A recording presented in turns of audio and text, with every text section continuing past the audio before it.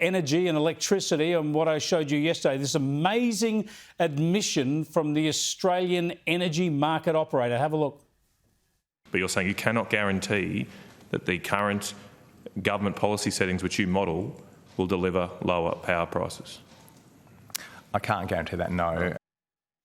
Yep, they can't guarantee lower prices. Let's catch up now with Aidan Morrison from the Centre for Independent Studies. He's joining us live from Brisbane. Good to speak to you again, Aidan. This was a staggering admission from AEMO, wasn't it? They're saying that they do make no effort to actually model the end cost to consumers of electricity, and they can't say under the government's renewables only model whether or not prices will actually go down. Look, it's not staggering to me at all, actually. I've been watching this for quite a while, and it's been very clear that in all the fine print, all the effort that's been made to say something along the lines of we've got the least cost system is also qualified by certain words which say it's only the least cost system that meets all of the government's policies that have been overlaid onto it. And so they've got an out there. They've pretty much said we've optimised within the constraints of assuming all the government policies are made and kept and totally successful. So there's absolutely no guarantee this is the least cost system we could have overall. There's certainly no guarantee that the price is going to go down because they haven't put all the costs in there. They have simply not modelled all of the distribution network upgrade costs. They haven't modelled huge parts of the storage, which are going to be put onto consumers to buy their own storage systems to firm the whole grid. So it was always very clear there was no way they could ever make that claim. And if you look at the fine print, they've always had it out. They've always been very clear about not saying that bills would go down.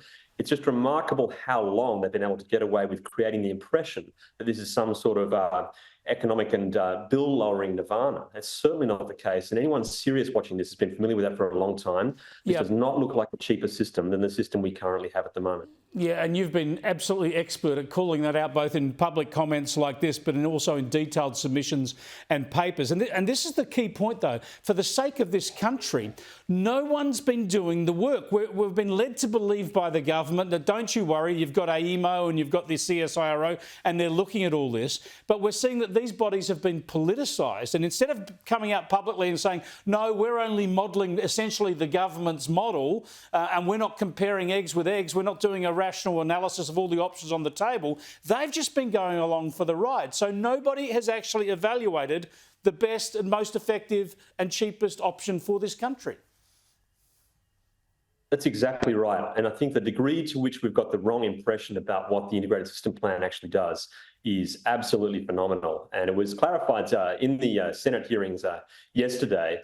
They were asked, so there's no analysis of whether that's a good idea or not.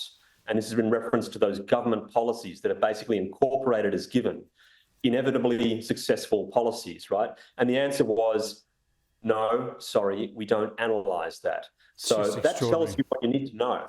It is just shameful, and it's frightening for the future of this country. Thanks for joining us again, Aidan. I appreciate it. Aidan Morrison there from the Centre for Independent Studies. We'll keep on this issue. Don't you worry about that.